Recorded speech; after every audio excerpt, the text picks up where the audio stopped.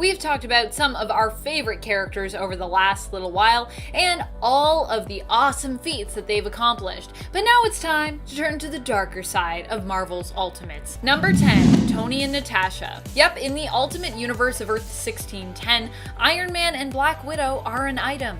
But what's worse, Black Widow turns out to be working as a double agent and betrays the team in Ultimates 2. Turns out she was working with the Liberators. This all happens just as Tony and Natasha are preparing to tie the knot. Fortunately, Tony is able to apprehend Natasha, stop her, and turn her over to the authorities, but not before she manages to kill his longtime butler and friend Jarvis, and get all of Hawkeye's family killed and him captured. Tony finds himself distraught, and matters are made even worse after Black Widow's capture and later on her death, when a very intimate and personal video the two made together is leaked to the public. Yikes. Number 9, actual Cannibal Hulk. Hulk in the Ultimate Universe was a much more gruesome version of himself. He was depicted as being a lot more violent, even killing people when he went into a rage. However, this is the Ultimates, so even this more violent and uncontrolled take on his character was not enough. Hulk wouldn't just lose control and kill people, he also had a habit of eating the people he killed as well. I mean, I know he's meant to be a monstrous figure even on Earth 616, but it feels like they took it a little too far here. Also, what's up with the Ultimate Universe and cannibalism? That's like a thing that just keeps coming up. Number 8, one true enemy of the great Charles Xavier. Stairs! It was something that hadn't really been done when it came to defeating Professor X, throwing him down some stairs.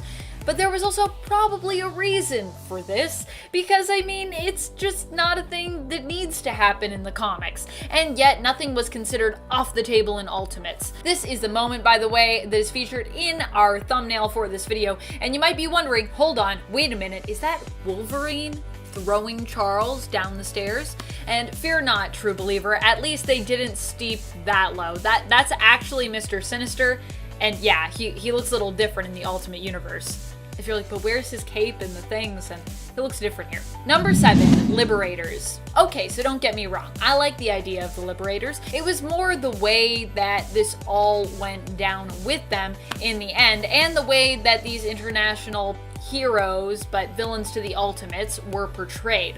The Liberators were a team of superpowered folks from around the globe who had come together to defeat the Ultimates so as to even the playing field on a global level for the rest of the world. Basically, these characters thought that the USA was becoming too powerful and was messing things up for other countries with their superhero team. This could have been an interesting story, actually, in terms of like global international politics, but instead it just became about how every other country was inferior to the US, with their heroes, the Ultimates, winning the day simply because they were kind of deemed superior. And I'm pretty sure there's a line in there that communicates almost verbatim that sentiment. Number 6, Black Panther is Steve Rogers? There is a time that Black Panther is Steve Rogers in these comics. What went down is that basically Black Panther was recruited to the Ultimates but didn't really want to join the team. I mean, that's a whole other story that is pretty weird and problematic. He was kind of made to join the team against his will. On Nick Fury's orders, Black Panther, however, was also not allowed to leave or ever return to his home and see his family in Wakanda. Steve had been training Black Panther and he felt bad for T'Challa, so he decided to basically take Black Panther's place so that he could return home to visit his family. Temporarily, of course. At least, it seemed as though the sub-in was meant to be something temporary. It was implied in the comics that Black Panther would basically go visit his family for a while, and then he'd return to relieve Steve.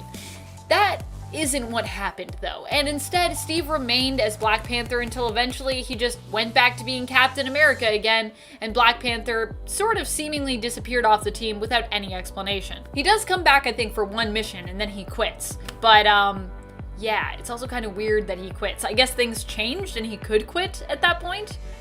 Yeah, it's strange. Another one of the strangest moments in terms of this story is when Janet Van Dyne, the Wasp, seemingly recognizes that Steve is actually Black Panther because of the way he moves. Apparently no one else can move like Steve Rogers. Number 5, Blob eats the Wasp. During the events of Ultimatum, a lot of awful things went down. One of those things was the death of the Wasp, Janet Van Dyne. She was for a time the leader of the Ultimates and actually proved to be a quite capable, resourceful, and powerful member of the team, but none of that could save her from the Ultimate Wave. Janet was one of the heroes to be killed during the Ultimate Wave, and her body was found by Hawkeye and Giant Man.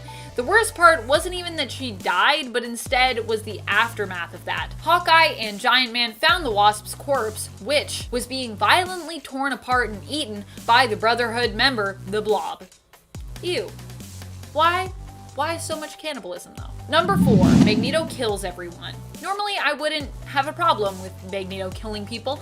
After all, he's a major X-Men villain, and to have Magneto tell the story, most of the people that he kills, they deserve it. They themselves are usually murderers in some way. It's what makes him such a compelling villain, and at times an anti-hero. Right now, he's gone full hero in the comics, which means that he really holds people up to high standards in Krakoa when it comes to their law about not killing humans. After all, he knows what it's like to feel justified in disposing of human enemies, and even he is willing to agree that overall it's just a bad idea. So there's really no way of finding justification if that's your crime in Krakoa right now. In Ultimates, Magneto, however, goes from being Professor X's friend and partner in mutant team building and safe space creating to thinking that mutants are basically better than humans and believing that humans should either serve mutants or completely be exterminated. Does believing that you belong to a superior race sound like anything else to you? Magneto kills billions of people in the pursuit of this belief, which, considering his history as a victim and survivor of the camps in World War II, is pretty shocking and feels out of character. And if you're wondering, well, is that still a thing in Ultimates? Yeah, I'm pretty sure that's still established in Ultimates, so yeah. Number 3, Wanda and Pietro. Initially, Scarlet Witch and Quicksilver had a similar relationship to their 616 counterparts, with Pietro being established as just an overprotective brother. Ultimates then took this a step further, with it being kind of a joke that they were maybe like a little too close, with them even being presented as being overly flirty with one another. But eventually, this was then taken to the next level. A level we probably never should have gone to, where the brother and sister duo were in a full-blown romantic and intimate relationship with one another, and Wolverine even caught them being intimate. And this was something that many fans felt was taking their relationship way too far. Pietro even is considered a rival when it comes to anyone else competing for Wanda's affections. I love how Earth 1610 was about trying completely different things with characters, and yet the close siblings were simply just like brought too close together. I mean, they could have done something really different with these two and made them like two estranged siblings or people that were like unrelated to each other. That's something that would really be breaking new ground. Like, where's my story where they were like split up at birth and so they like never knew about the other one and then they find their long lost twin? That could be a cool story. Number 2, Ultimates 3. Many of these worst moments that have been laid out before you today come to us from Ultimates 3, which is where the wheels really began to fall off the Ultimates train. I mean, Ultimates 2 also had its problems, but I don't know if there were quite as many as Ultimates 3. Ultimates would later be relaunched by Jonathan Hickman and Asad Ribish in hope to save it, but the damage had already been done. The line was doomed to die and would die during the incursions, with the worlds colliding and being rolled into one giant ball of fun that we'd come to know as Doom's Battle World. Of course, then later it'd be brought back, so nah. Number 1, Ultimatum. What could possibly be worse than a brother and sister in a romantic relationship and Ultimates 3, where many problematic stories either got worse or got started? How about the thing that simply straight up killed the Ultimate Universe, or at least felt like it tried to? Ultimatum. Ultimatum was the crossover event that caused mass devastation to the universe and the world, wiping out many of the characters that we'd come to know and love, or at the very least tolerate. Jeff Loeb was basically given the green light by Marvel to kill off all characters who were too similar to their Earth 616 counterparts to really shake up the Ultimate Universe. What ended up happening as a result was many people, heroes, and villains dying due to their heads being blown up or torn off, having an overly gruesome and violent end. Then there were deaths that were never even shown of major characters who died in the Ultimate Wave. And finally, there were also tons of characters whose corpses were eaten after or during their death, or who ended up tortured to death. It was just an overly violent mess of an event with death after death, till you became just basically numb to what was going on. Ultimatum is also the event where Magneto decided to basically go nuts and kill billions of people. He would snap Professor X's neck and then would later have his own head blown off by Cyclops' optic blasts. Like I said, just so many heads being blown off. It makes my head want to explode. Boom. Number 10, Double Death Peter. I don't actually have any issues with Spider-Man dying. I don't wish Peter Parker ill. I just feel like death is such a finite ending that sometimes it can be nice to have that in stories so that sometimes we can just move forward as opposed to getting stuck on repeat, stuck in a loop. What I take issue with though when it comes to Peter's deaths in Ultimates, because yeah, I feel like he definitely got more than one, was that he was killed off kind of suddenly or unceremoniously, which meant he had to be brought back again to do it right. And then after all that, we also find out that he's pretty much immortal. Granted, this does also help to make his multiple deaths make sense and give us a nice, neat little ending for Peter as he passes the torch to Miles. But still, that first death, woo, it was a doozy. During Ultimatum, it seems as though Spider-Man, after being forced to fight his nightmares, gets caught up in the midst of a huge explosion initiated by an equally frustrated Hulk. Of course, overall, he appears to survive, but it seems that the intention here originally was to kill him, and that this death was simply retconned away. Also, I don't know if it's just me, but like, I really don't like the argument between Kitty and MJ at the beginning. And they're like, I love him. Well, I love him too. Oh my goodness, be quiet. I'm all about love, but that's so, I don't know, just something about it just grates me.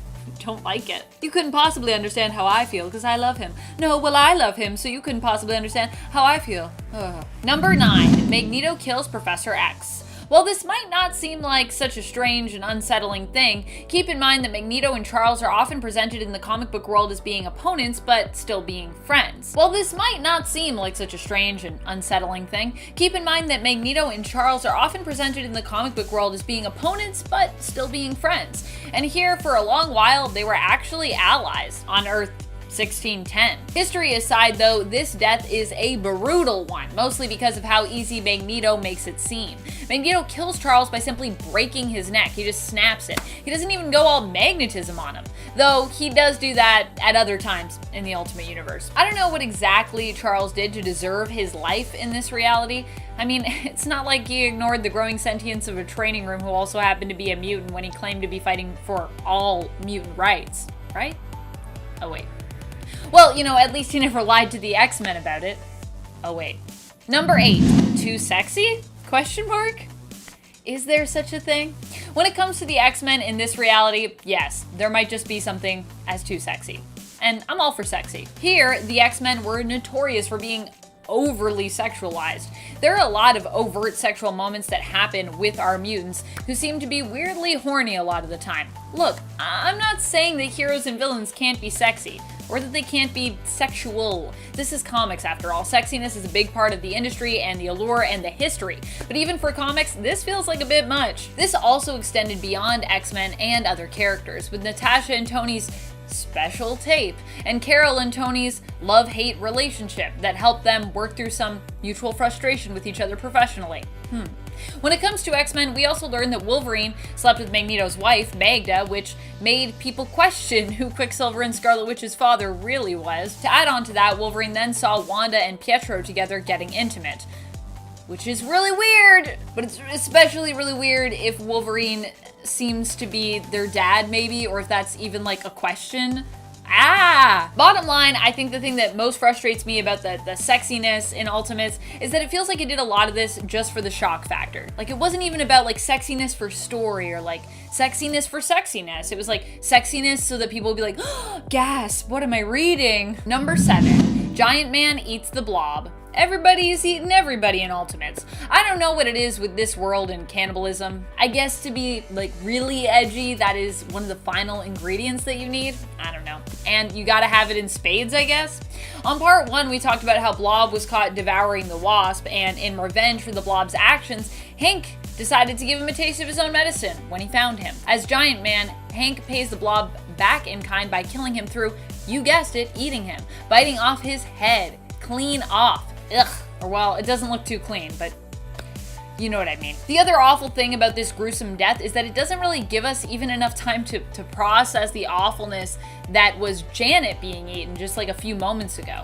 The story just rushes us through to the next like excessively violent and vengeful moment. And friends, if you occasionally love to hate things, and I know you do. This is fandoms. This is what we do sometimes. We lovingly hate things. Be sure to show that love to hate by giving this video a thumbs up.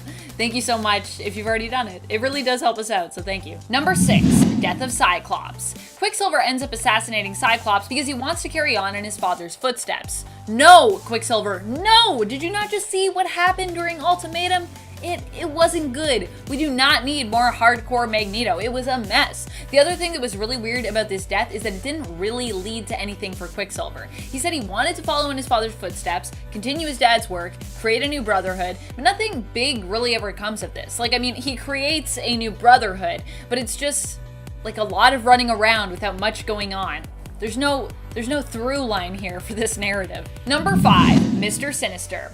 Like, I know Mr. Sinister is kind of a crazy dude, but I feel like we made him crazy in a less interesting way here in Ultimates, if that makes sense. Instead of being obsessed with evolution and teaming up with Apocalypse in order to improve himself, adopting the name Sinister because it's what his wife called him, Nathaniel Essex was instead someone who worked at Oscorp working on a potential new super soldier serum. Because in Ultimates, everything comes back to super soldiers. Now, I personally feel that Mr. Sinister is lesser than in comparison to his 616 counterpart, who is both fabulous, wicked, ruthless, and strangely sane for someone who is so deranged. He's both sane and insane at the same time. I don't know how he does it.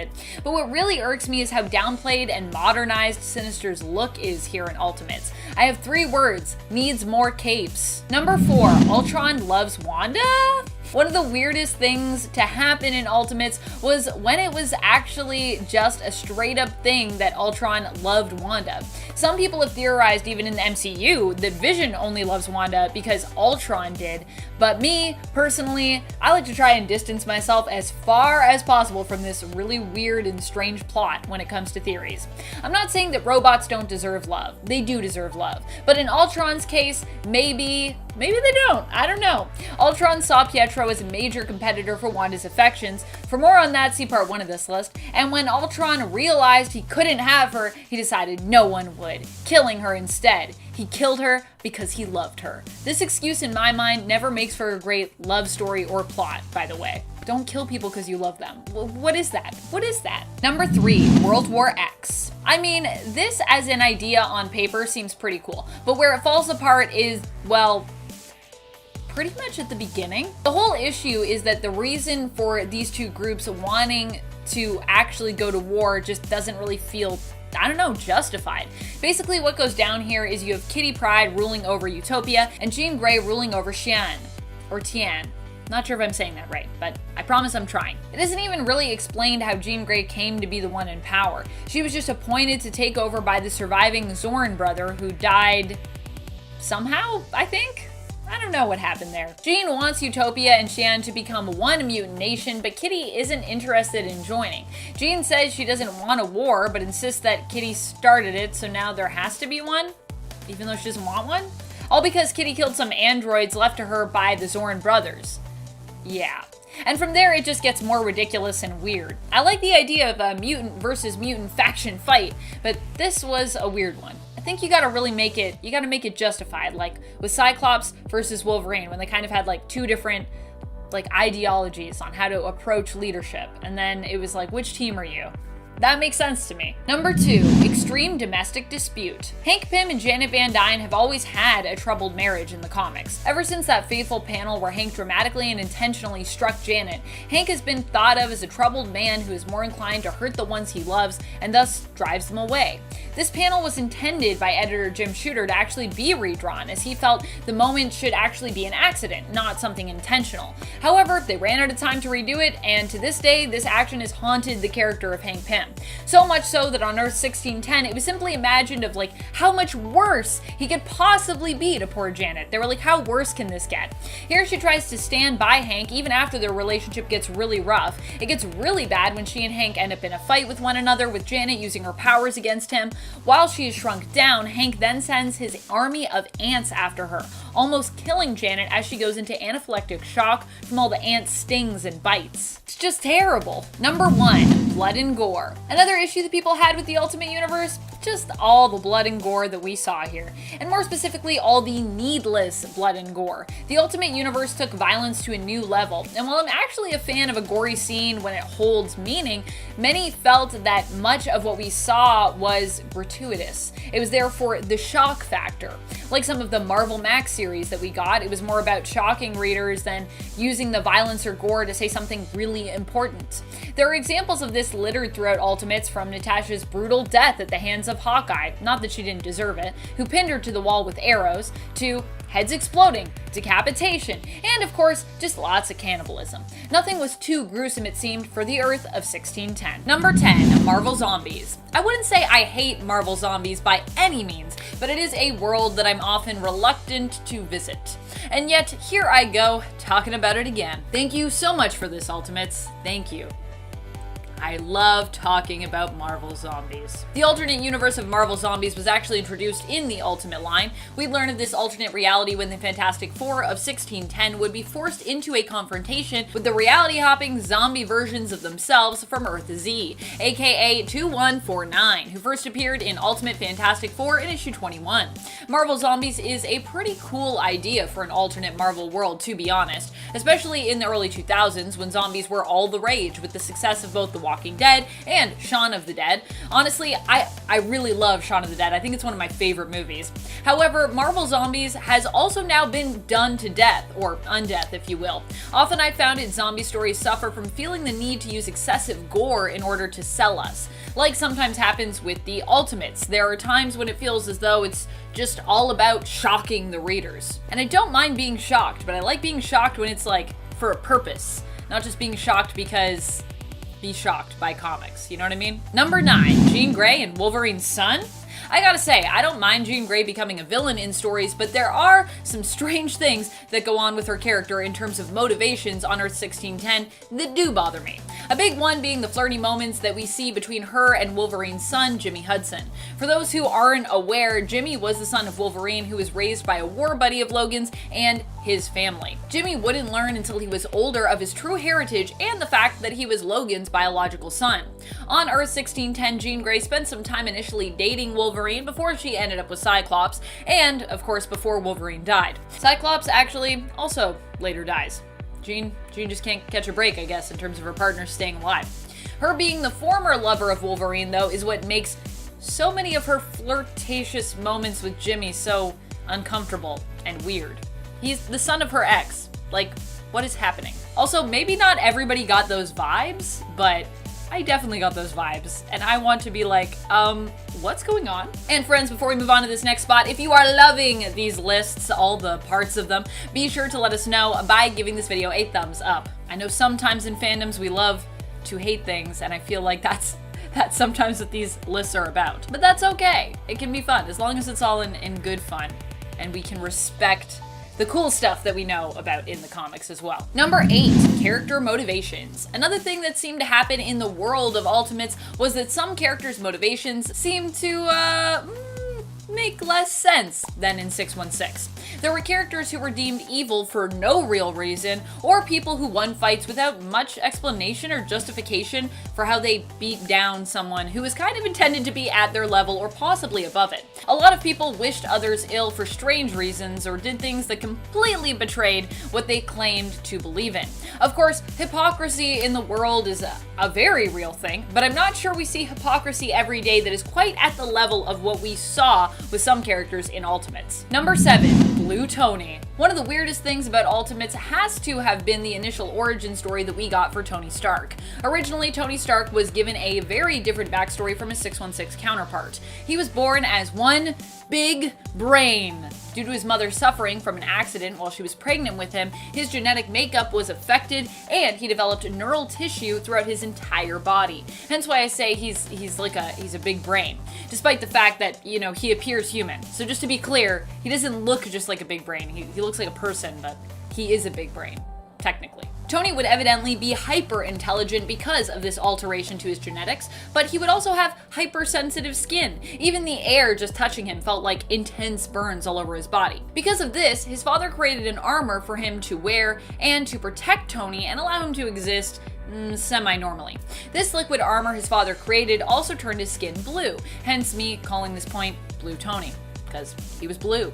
This version of Tony would get 2 miniseries, but his origins would end up being one of the many things to be retconned away. Number 6, retcons. Retcons on retcons on retcons. Would you like some retcons with that retcon? When it comes to Ultimate Universe, there are so many retcons, it can actually be hard to even keep up with all of them. And so many things were just so bizarre that we might not even remember them as existing. Never mind them being retconned out of existence. Seriously, with Ultimates, I really need that retcon button. Friends, I need a button at my desk that I can just smash every time I find a retcon, so I can have like a counter of all the ones. And never mind the retcons we may have forgotten, there are also the ones that we do remember, jarringly so, because they were never even justified or explained. The retcons that just randomly showed up and you were like, wait, what's happening now? Did I miss something? No, it was just never explained. Or the ones that their explanations were so strange and far-fetched that we simply struggle to remember them because we're like, that doesn't even make sense, so I'm not even gonna put that in my brain. There is, for example, Wanda, aka the Scarlet Witch's death, but then she came back to life, her brother Pietro's death, who also miraculously actually comes back to life. I don't even know if that one was ever explained. Black Panther becoming Steve Rogers, but then just going back to being Captain America without much explanation of what happened to T'Challa afterwards. We know he went home, so it kind of gets a little fuzzy there. And of course, we just talked about Blue Tony as well. That origin was retconned actually to be the plot of an anime series based on Iron Man that existed in the universe. Because why not? I mean, at least that's a reason that could make sense. Although, if you owned all of those 2 miniseries that were Blue Tony, you'd be like, what did I buy? I bought something that's apparently about an anime now in the world. How would you feel about that? Number 5, dropped plots. Within Ultimates, there were also tons of covers and teases for plots that never really led us anywhere. Hulk was apparently going to join the X-Men, T'Challa was meant to join the Ultimates, but he randomly left and then he never really returned. Quicksilver intended to follow in his father's footsteps, but never really built to any great huge plot. Magneto was killed by Cyclops, but then randomly just shows back up again to console his son, and then I don't think we ever see him again after that, so that's confusing. Various covers teased at scenarios that simply never came to pass. And I'm not talking about alternate covers either, I am talking about main covers. Comic book covers are supposed to give us an indication of the story to come, the story that's inside the comic, a hint at something that exists within that issue. Not completely mislead us with promises of grandeur, showing us scenarios or team-ups that just never happen. And with Ultimates, this was sometimes simply the way. For a world that was meant to be made less confusing by the fact that it didn't have years of continuity to deal with, the Ultimate Universe became really messy pretty fast. Number 4, Kitty and MJ fight over Spider-Man. This whole fight in Ultimatum just, it kills me. While Peter Parker in 616 is often either shipped with Mary Jane Watson, Gwen Stacy, or Black Cat, Felicia Hardy, in 1610, he, for a time, dated Kitty Pryde, who was about the same age as Peter, so it makes sense, it's kinda cute. And the two also teamed up together fighting crime as supers, which also, cute. However, Kitty and Peter wouldn't end up staying together and eventually they would break up and he'd end up more predictably with MJ. Despite the fact that Kitty and Peter ended things pretty amicably, we see Kitty and MJ arguing over who loves Peter more during Ultimatum. Just another reason to consider Ultimatum one of the lowest points of the Ultimate line. There is something so annoying and so ridiculous about these two girls bickering over who really loves Peter the most, especially as the world is like falling apart around them. I'm like, what's happening? Why are we having this conversation right now? Why are we having this conversation at all? I guess it's also just like, I'm like, I don't think that's what would be happening with these characters. In my mind, I'm like, I don't believe it. Number 3, Jonathan Hickman. One of the worst things to happen to the Ultimate Universe would probably be Jonathan Hickman leaving it. But also, maybe just Jonathan Hickman in general. Hickman was one of the creatives called in to help revive the Ultimate line after it had been murked by Ultimatum. In the end, the creative paramedics would not be able to save it, despite breathing new and exciting life into it. In fact, years down the line, after Hickman had left Ultimates, he'd kind of also be the one to destroy it, with his Avengers run where we learn about the incursions and where eventually the Time Runs Out storyline would take place. However, the Ultimate line might be gone, but the Ultimate Universe would be brought back to life later on. In fact, actually, Hickman is still a huge Maker fan, and even has been intertwining the 1610 version of Reed Richards' Children of Tomorrow into his current X-Men run and the world of X-Men with the Children of the Vault. So, it's like a mixed bag with Jonathan Hickman. He's like the worst thing to have left, the worst thing to have happened because he killed it. But he also, obviously, I feel like he loves Ultimates. I feel like it does hold a special place in his heart because I feel like he loves a lot of the characters there. So, yeah, I don't know. I love it. Who doesn't love the Maker, though? Am I right? He's just so cool. Such a freaky guy. Number 2, Wolverine Creeps On MJ. One of the weirdest things to happen in the Ultimate Universe takes place during a case of the body swaps. Wolverine and Spider-Man wake up one day in one another's bodies without any idea of how they got there. Just like in the main continuity reality of Earth 616, these two don't really get along in the Ultimate Universe. They end up discovering what happened and making contact with one another, planning to meet up and basically figure out like how to swap back or like what's going on. But after this all gets resolved, we also learn that Wolverine, who is not just an adult man, by the way, but potentially a super old adult man due to his healing factor, attempted, while in Peter's body, to make very intimate and adult moves on Mary Jane, Peter's girlfriend, who here is also a teenager. Ew! Like, I know you have a thing for redheads, bub, but stick to redheaded adults, not teenagers. Ugh. Gross. Number 1, Ultimate Doom.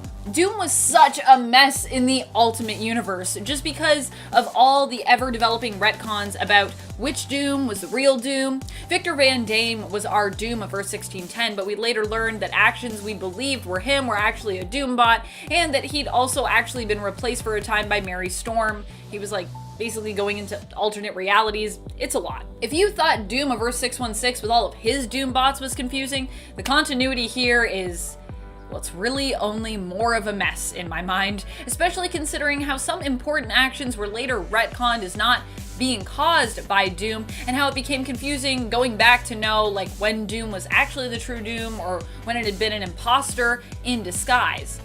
Did you get all of that? Yeah, me neither.